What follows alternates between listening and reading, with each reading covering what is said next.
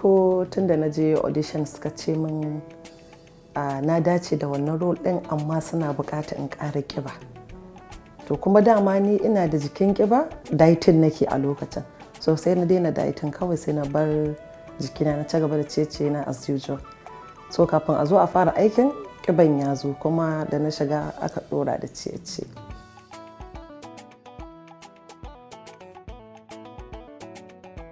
Sunana Rahama MK Suleiman wacce aka fi sani da Her Excellency Hajiya Rabi Bawo Mai Kada. Ni Bayarabiya ce kuma haifaffiyan Zaria Kaduna State. Na yi aure a Jos Plateau State kenan, 'ya'yana biyu sannan I base in Kano yanzu. Na fara harkar fim 2013.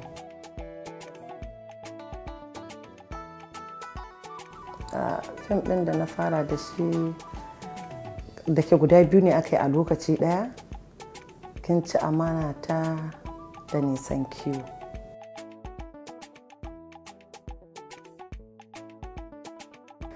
To ba kuɗi aka bani na musamman ba, amma da yake shi harkar sana'a yana da mahimmanci. Ni a gurina idan har acting ya kira ni kuma aka ce akwai abin da ake so in yi ko in zo da shi wanda na san bani da shi, zan yi kokari in creating din shi saboda in gyara aikina.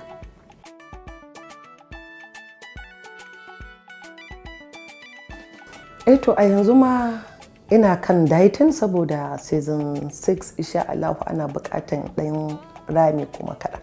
So yanzu na fara kokarin in sauka kafin lokacin.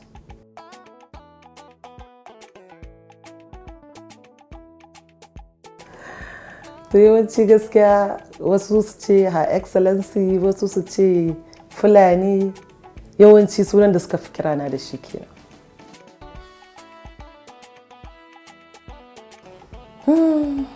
Ta abin da ya fi burge ni shine kawai in tashi da safe ko in kira mama na ko ta kira ni kawai in ji ta zazzaga min albarka.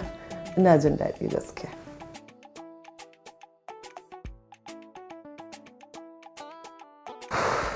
Abin da ya fi bani takaici da sauri ma kawai ƙarya, yaudara, munafurci. Wa'annan su kaɗai ne abin da wuri ma suke taɓa ni gaskiya. Ban taɓa yi ba. Wala ban taɓa yi ba. Tun da nake ban taɓa yin maganan wani da aka zo aka ce min Rahama an ce kin ce. Ban taɓa yi ba a rayuwa na har yau.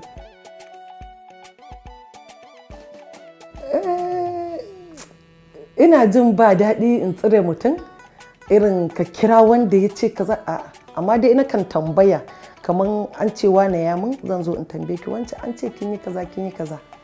Abinda nake so in sani kawai da gaske ko a'a.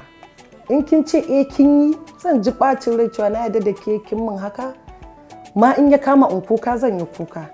Amma at the end of the day kawai zan ce Allah ne ma ya so ni da cewa in gane wace ce wanda ma ya sa asirin ya tono. So zan ci gaba da haƙuri kuma ta ban haƙuri ta ce za ta gyara sai in ci gaba. To ba maganar sirri ba ne, yanzu ina da shekara 32 a duniya.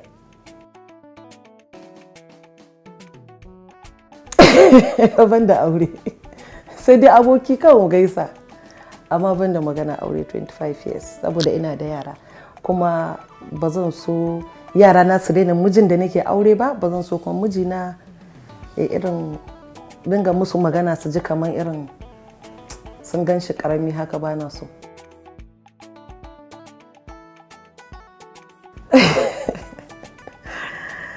To muna addu'a, masoya su taya mu da addu'a. In Allah ya rubuta ko a yau ko a gobe ko a jibi za a iya.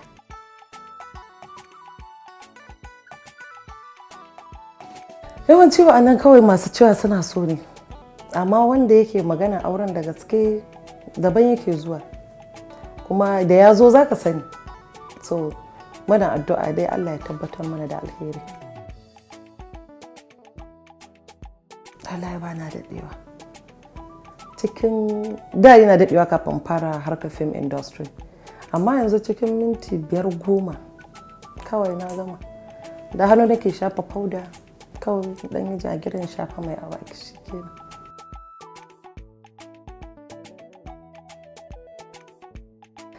To in an ce baiwa ana nufin ubangiji ya baka shi a sirrance ba kowa ya san da shi ba, so bai kamata ya fito ba.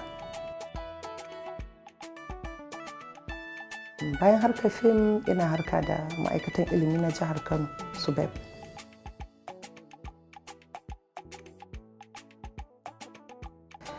To abu da zan ce shi lalatacce ne ko a ina yake ba Kannywood ba. A cikin gidanka, a unguwarku, a garinku, kuma kowane ma'aikata ana iya samun lalatacce da na kirki.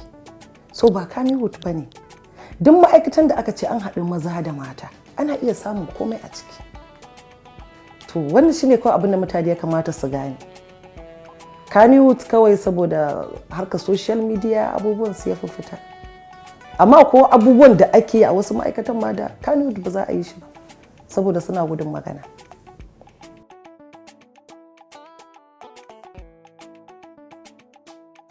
To gaskiya ban samu wannan abin ba. Don ina yaban harkan Kannywood gaskiya. Ban taɓa jin an ce ba za a sa Rahama aiki saboda bai rabiya ce ba a taɓa yi ba gaskiya.